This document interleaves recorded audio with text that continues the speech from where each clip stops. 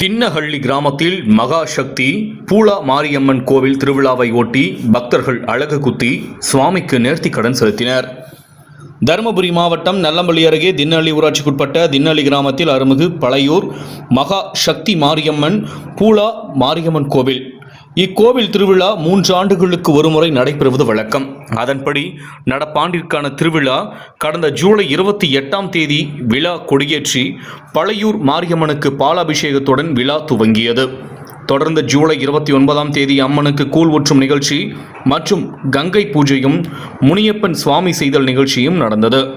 தொடர்ந்து பழையனூர் மகா சக்தி மாரியம்மனுக்கு ஏராளமான பக்தர்கள் தீச்சட்டி எடுத்தும் அழகு குத்தி சுவாமிக்கு நேர்த்திக்கடன் செலுத்தும் நிகழ்ச்சி மற்றும் பக்தர்கள் ஊர்வலமாக மாவிளக்கு எடுத்துச் சென்று அம்மனுக்கு படைத்தல் நிகழ்ச்சி, பம்பை வாத்தியங்கள், வான வேடிக்கைகள் முழங்க வெகு விமரிசையாக நடந்தது.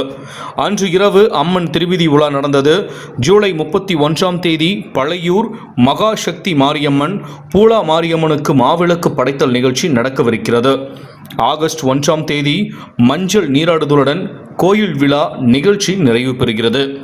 ஏற்பாடுகளை விழா குழுவினர் மற்றும் பக்தர்கள் செய்து வருகின்றனர்.